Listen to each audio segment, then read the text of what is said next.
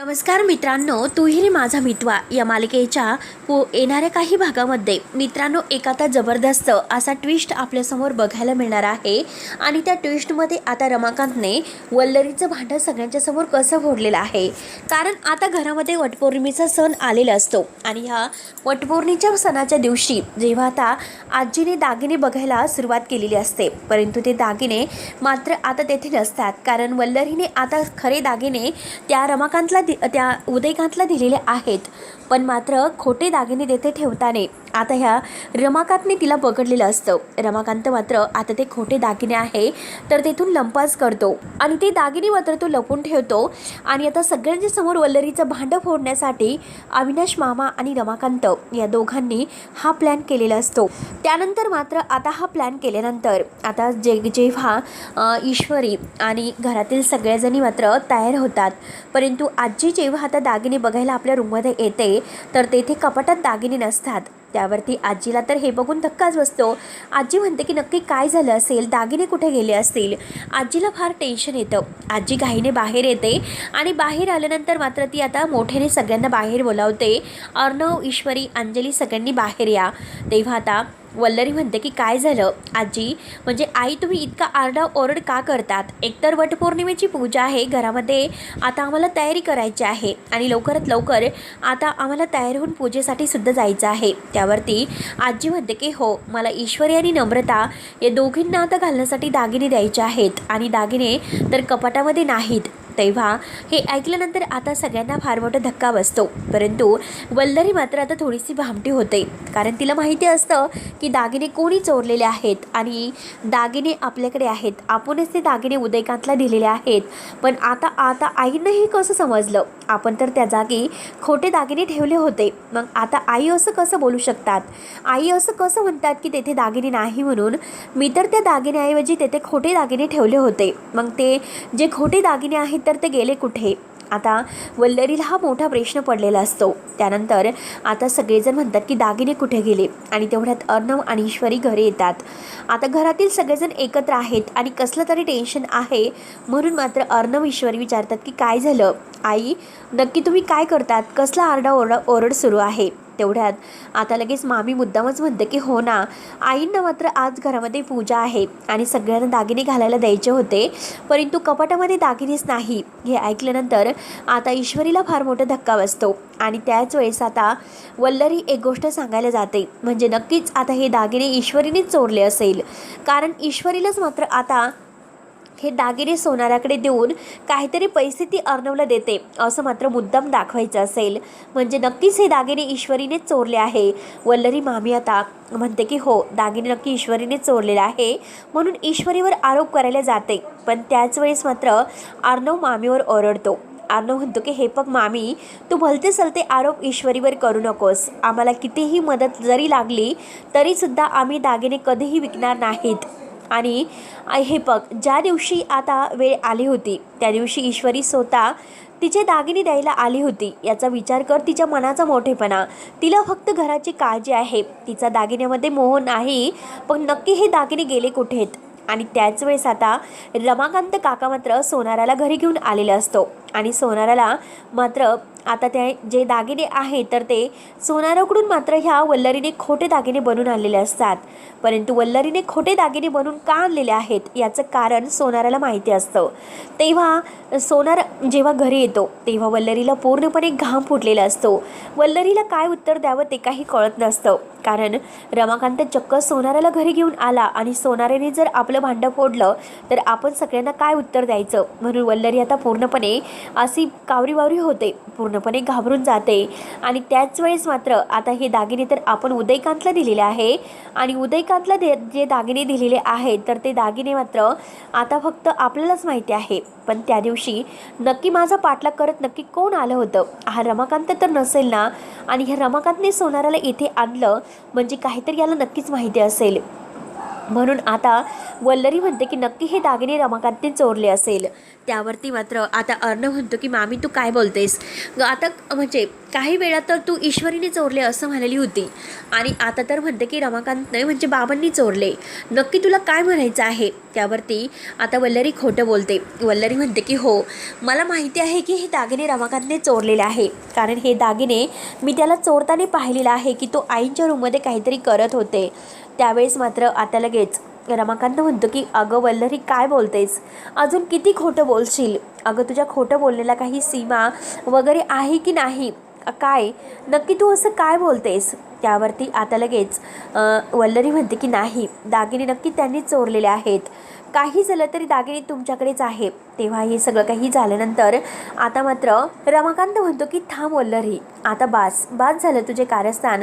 आत्तापर्यंत मी काही बोललो नाही, पण आता मला तोंड उघडावं लागेल आणि त्याचे माझ्याकडे पुरावे आहेत. कारण आईंच्या कपाटामधून दागिने तू चोरले होते आणि ते दागिने तू उदयकांतला नेऊन दिलेत. उदयकांत आणि तुझा नक्की काय संबंध आहे ते सगळं काही तुम्हाला आता खरं सांगायला हवं.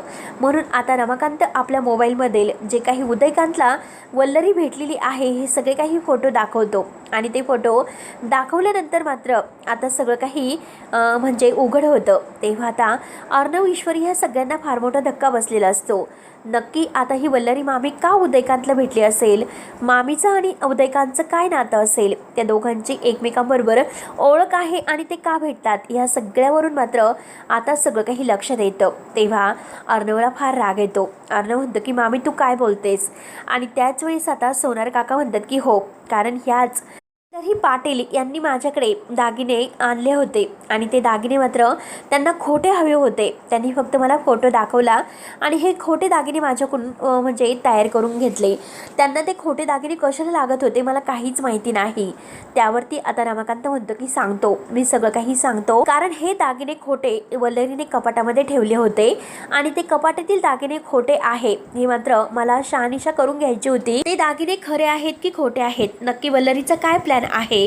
कारण वल्लरीने मात्र उदयकांतला दागिने देताना मी पाहिलं होतं आणि ते दागिने उदयकांतला तिने खरे दिलेत. मग कपाटामध्ये नक्की तिने कोणते दागिने ठेवले हे मला शोधायचं होतं. म्हणून मात्र आता ते दागिने मी घेऊन सोनाराकडे गेलो होतो आणि ते दागिने खोटे आहेत, कारण वल्लरीने तेथील खरे दागिने घेतलेत आणि खोटे दागिने त्या जागी ठेवलेत. मला सुद्धा काही कळेनासे झालेले आहे. तेव्हा आता हे सगळं काही पुरावेसहित रमाकांत मात्र सगळ्यांच्या समोर दाखवतो. तेव्हा वल्लरीची बोलती बंद होते. वल्लरीला काय बोलावं काय नाही काही कळत नसतं आणि त्याच वेळेस मात्र आता वल्लरी काही नाही करून आता रमाकांतवर आरोप करण्याचा प्रयत्न करायला सुरुवात करते. पण आता ईश्वरी समोर येते. ईश्वरी म्हणते की मामी तुम्ही नक्कीच काहीतरी आमच्यापासून लपवतात, नक्की तुम्हाला काय लपवायचं आहे तेच काही कळत नाही. तर अविनाश मामा म्हणतो की मला एक कळत नाही की ज्या दिवशी मला उदयकांत काकांचा पत्ता सापडला होता, शिर्केंनी मला फोन करून सांगितलं होतं, परंतु त्या गोडाऊनवरून उदयकांत पळून गेला होता. पण मामी तिथे काय करत होती, आणि मामी उदयकांत आणि तुझं नक्की नातं काहीतरी आहे, तुझं काहीतरी कनेक्शन आहे, म्हणूनच त्या दिवशी रात्री तू माझ्याशी खोटं बोलली आणि इतक्या रात्री तू उदयकांतला तेथे भेटायला गेली होती, त्याला वाचवायला गेली असेल बहुतेक. तेव्हा आता मामी रडायला सुरुवात करते. मामी म्हणते की अर्णव तू काय बोलतोस. तेव्हा आता अंजली पुढे येते. अंजली म्हणते की हो मामी तू नक्की खोटं बोलत आहे, कारण उदयकांत काका आणि तुझा नक्की काहीतरी आता संबंध आहे. कारण मी बऱ्याच वेळेस मात्र तुला कुणाशी तरी बोलताना ऐकलं होतं, तू सारखी चिडत असते, पैसे देत असते, म्हणजे काय नक्की काहीच कळत नसतं. तेव्हा रमाकांत म्हणतो की हो त्या दिवशीसुद्धा बाहेर मी कुणाला तरी जाताना बघितलं होतं आणि हिला आणि उदयकांतला मी आपल्या घराच्या बाहेर बोलताना पाहिलं होतं. आता हे सगळं काही झाल्यानंतर लगेच मामी मात्र काय बोलावं ते काही कळत नसतं. मामी म्हणते की हे बघ माझ्यावर आरोप करू नका, मी काही केलेलं नाही. हे सर्व काही ऐकल्यानंतर मात्र आता अविनाश मामा पुढे येतो.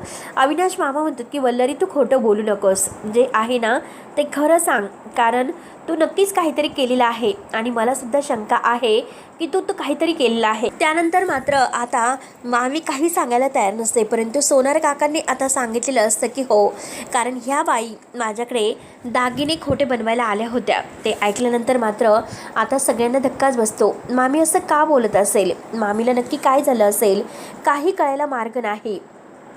त्यानंतर मात्र आता लगेच ईश्वरी पुढे येते. ईश्वरी म्हणते की हो, नक्कीच काहीतरी झालेलं आहे, कारण मला तर असं वाटतं की मामीच आपल्यापासून काहीतरी लपवतात आणि आपण मात्र चोर बाहेर शोधतो, परंतु आता हा चोर आपल्याच घरामध्ये लपून बसलेला आहे. काहीतरी आहे, नक्की काहीतरी आपल्याला शोधून काढावं लागेल अर्णव सर.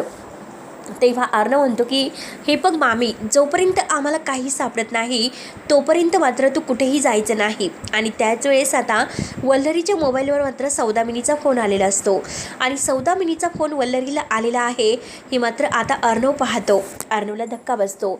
म्हणजे सौदामिनी आणि मामी या दोघींचा सुद्धा एकमेकींशी कॉन्टॅक्ट आहे हे सगळं काही समजल्यानंतर आता अर्णवला फारच राग येतो.